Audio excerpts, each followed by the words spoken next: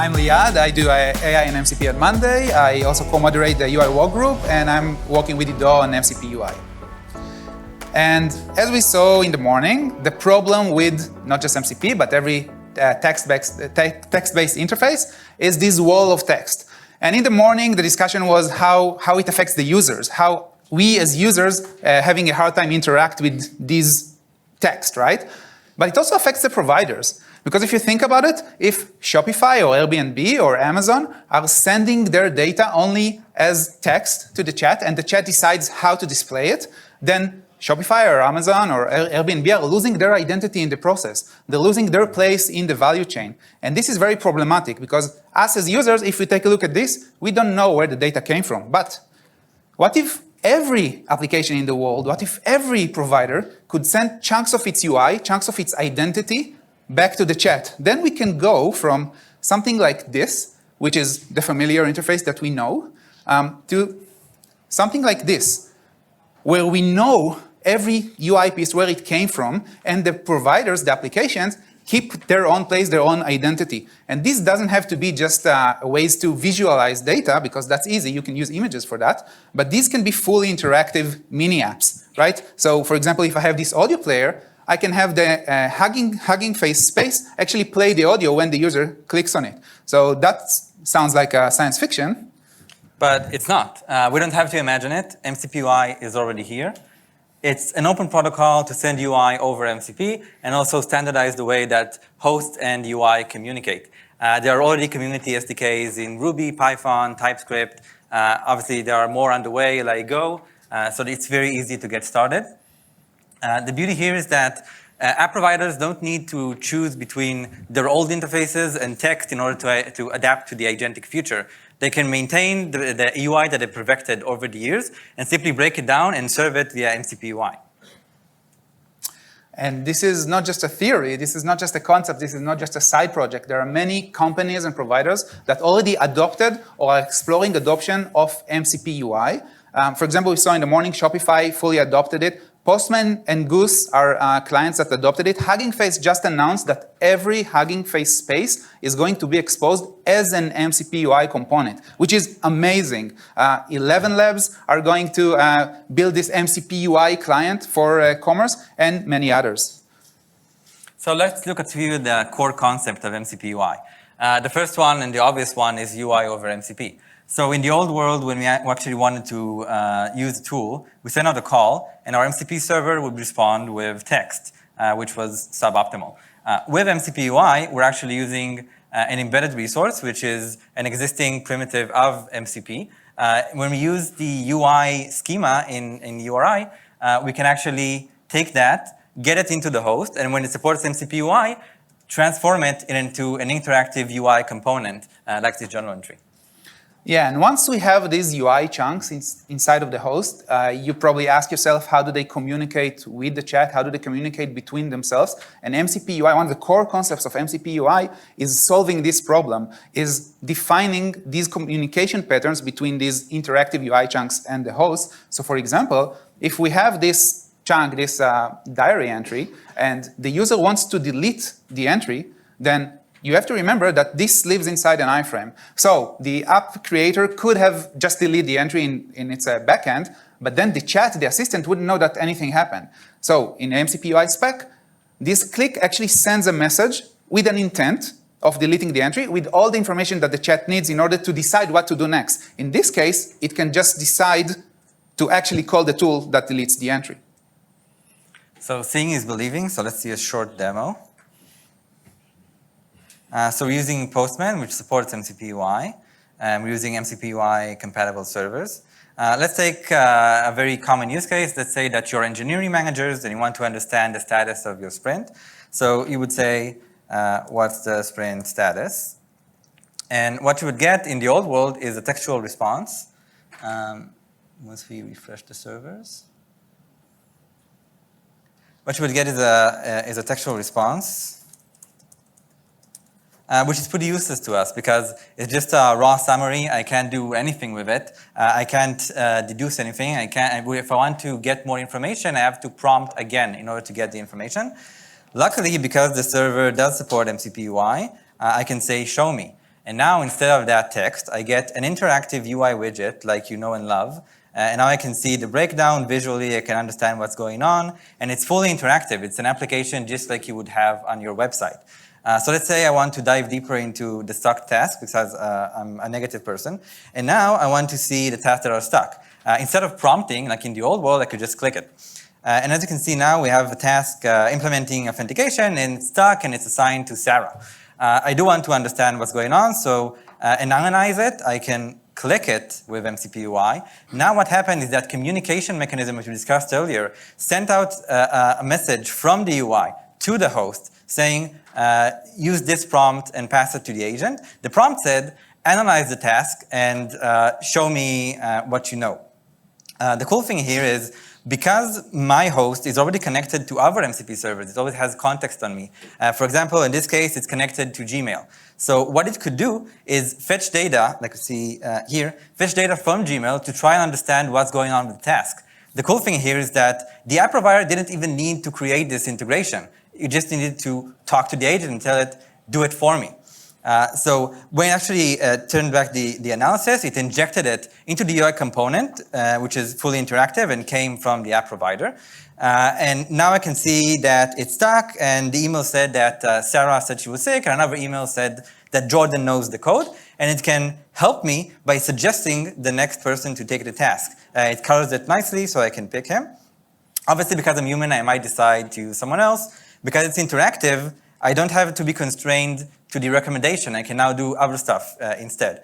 But let's say that we do take the advice and we click reassign to Jordan. Now another message is sent out, and now this message says reassign the task for me. So it calls another MCP tool to really complete this flow and unblock the task. Let's dive a little deeper to kind of understand with the Postman Inspector, which, as we said, supports MCP-UI, and see what that looks like. So let's run the request. Sorry. Okay. As you can see, we got back a resource with the UI URI schema and some metadata that will help the host know how to render it, like sizes and other parameters. And in the end, you have the URL, which is actually what's being rendered in the host.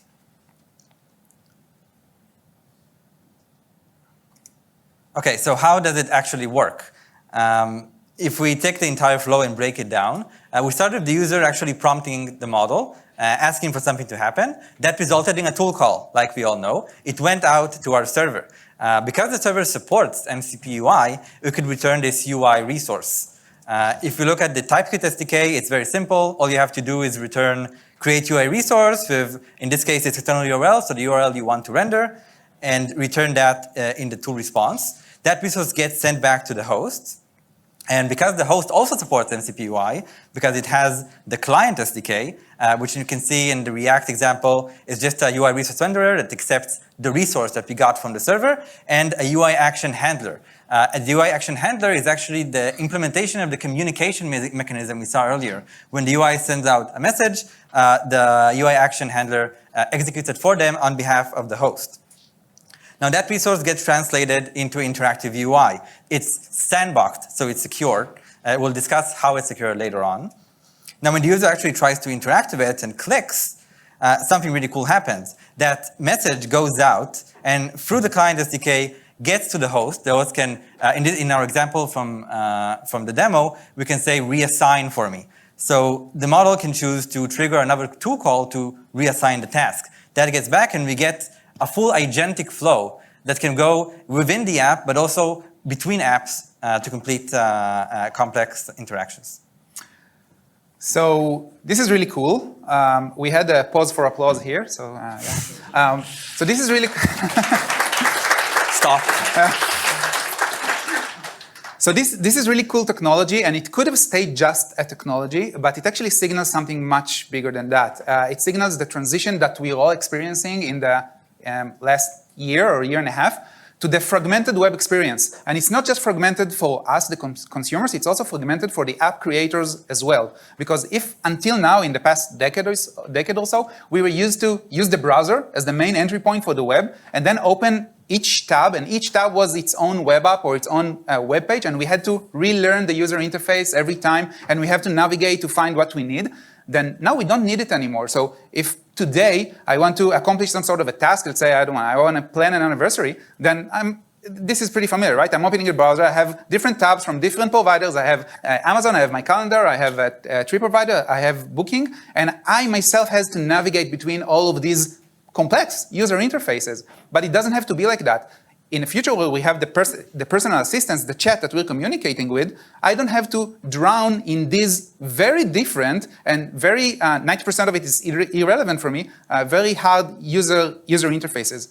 We can just take those interfaces and the app providers themselves can just chunk it and break it into composable components. So in this way, Amazon doesn't have to give up on its identity in its user experience. It can just chunk it to small atoms, and Google Calendar and Booking can just chunk the experience to small atoms, and these atoms should be composed by my personal assistant, by my chat. So for example, if my proactive chat tells me, hey, I see you have an important date coming up, and it pulls the data from Google Calendar. Google Calendar doesn't have to be reduced to a database. It doesn't have to be reduced to a text. It can just send the chunk of Google Calendar. For me as a user, that's very helpful because I get to see it. For my assistant, or for Claude in this case, it's very helpful because they don't need to implement it. They don't need to implement it, they just pull it from Google Calendar. For Google, it's very helpful because it keeps their identity. And then my assistant can continue and pull data from Amazon, and again, instead of the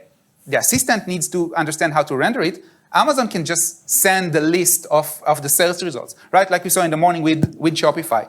And that can continue again with providers like Booking. Since my assistant knows the date, because it just pulled it from Google Calendar, it can ask Booking for listings, and Booking can return the listing and also the map, because in this context, I need to see the map in order to decide. And now, understand that in none of these cases, these providers needed to do integration with each other. The assistant had all the context, the chat had all the context, and it just needed to interact with them. And if it was just MCP, textual MCP, this would have been a horrible experience. But with UI, it's much better. And then I can just complete the flow and have my shopping cart from Amazon appear here. And now, just to plan my anniversary, I stayed in the same chat. I didn't have to go out. I didn't have to open 10 different tabs. I don't know if you noticed, but every SaaS application now is creating its own assistant, right? Like its own text box of what you want to do today. So we can't imagine a future in a year you won't browse to 10 different tabs just to stare at 10 different text boxes, right? It doesn't make any sense. So this is much more something that we can imagine. And with this comes a new interaction mindset, because those providers, those apps, they no longer control the user flow. So if Booking just sends this chunk, it can't rely on its own backend or its own context or its own state in order to understand what the user is doing. So this is why MCP-UI defines this communication protocol. So as we saw in the morning, if I'm clicking on things in the UI chunk, then intents are being sent out to the chat. But it doesn't have to stop in an intent. The UI can notify the chat in cases where the UI did something with its backend. So we have this whole spectrum that MCP-UI supports, and you can look at the documentation to see it. And this spectrum actually represents the level of responsibility that the UI, the provider, takes on the user actions. So in the notify part, the UI actually tells the chat, hey, the user did something. I executed the action. I did it with my backend. I'm just notifying you. And why is it important? Because if the user changed, for example, quantities in the cart, then that can work with Shopify's backend. But the chat needs to know it happened, because afterwards I might ask it, hey, do you remember how many items I have in my cart? So this is just a notification to the chat.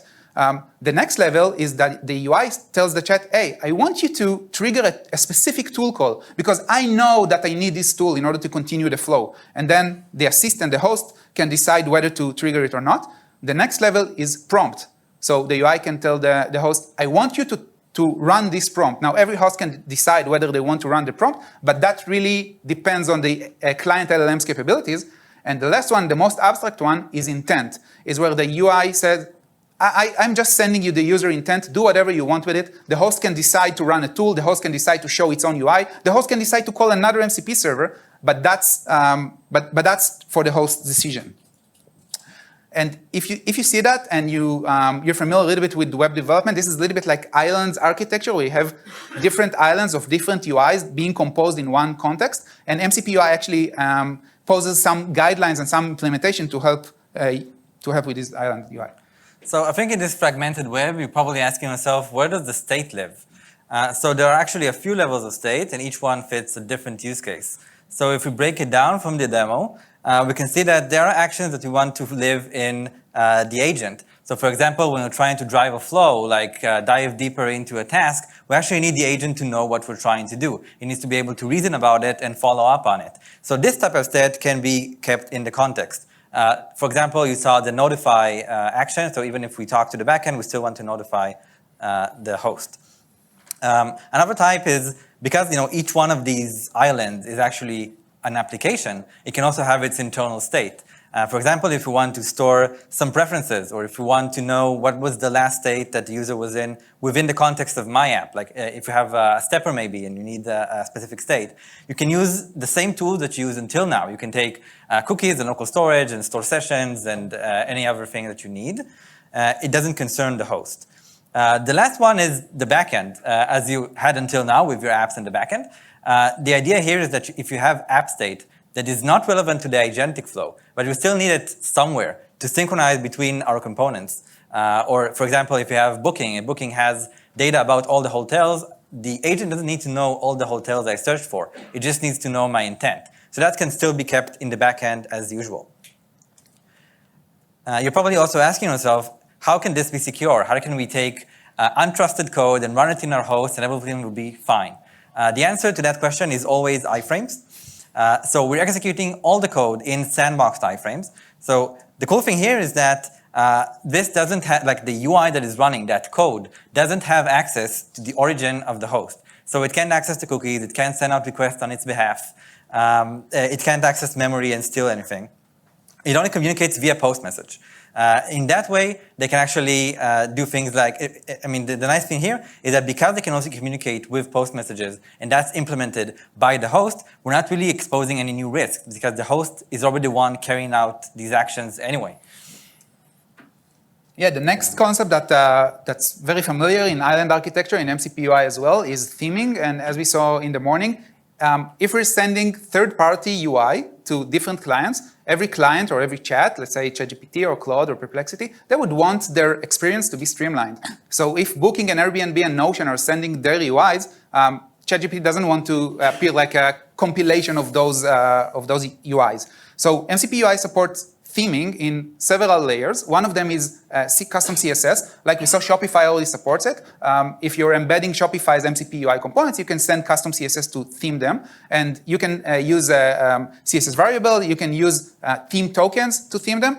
And for more advanced usages, we can use remote DOM. So remote DOM, it's a concept, it's also a library that allows remote UI to be rendered in a host UI in a secured and isolated way. And the remote UI just defines the layout of the UI and the interaction patterns, but it's being rendered using the host's own components, right? So this makes this separation between the definition of the structure and the rendering. And user events are being sent to the remote, DOM changes are being sent to the host, and in this way, like you see here, the same MCP server can send the same response to different clients, and it will look different on every client because it's going to be rendered using the client's own components. So remote DOM, it's a very powerful concept and library, and MCP-UI fully supports it today. So what's next for MCP-UI? We've seen that it already supports a wide range of use cases, but we're just getting started. There are a lot of topics that still need to be answered and we're still working on to really increase adoption. The most obvious one is authentication authorization. When we serve unprotected resources, it's easy. It's easy to see an item in a shopping cart. But we want to serve protected resources to really enable the next generation of apps. There are two ways. One is to bake the state into the context or the UI. For example, we have this audio player from Hugging Face, actually developed by Sean Smith. And that's actually baked inside. So if we refresh it, we do get the same content. The other way is to authenticate inside the UI. This is from a journal app by Kenzie Dodds. And when we sign in into the app, we can actually store that session and get the journal entry. Obviously, that's not ideal. We want something that will be more seamless. SSO, we are talking to a few of the experts in this area. And obviously, if you are expert in this area, we'd love to hear from you to try and advance this even further. Yeah, and one more important thing that we're exploring is how to have the same MCP server, MCPUI server, return context to web-based clients as well as native clients. As we know, more and more users, more and more consumers using native-based assistants, right? ChatGPT and Claude, everything is going native. And some of these clients can't render iframes and they can't render web views. So we're exploring this new type of payload that MCPUI returns, which is an abstract payload that can be rendered as native components, and web-based client can convert to HTML. And we're relying on this capabilities negotiation. So the MCP client can tell the server, hey, I'm supporting HTML, or I'm native, but I'm supporting web views, or I don't support web views at all. So the server would know which type of payload to return. And that's something on the roadmap. That's something very important for the adoption of MCPUI. So how do you get started? Visit mcpui.dev. There are guides, walkthroughs, examples, everything you need. Set up a supported host. We have Postman and Goose and LibreChat and a few others. They're all on the list. You can also create your own with the SDK. You can try out the examples for yourself as users. We have, Hugging Face just added support. We have MCP Storefront to get the Shopify experience. And then you can create your own apps. Take the MCPUI SDKs and build something that uses UI in this new agentic era. And lastly, profit.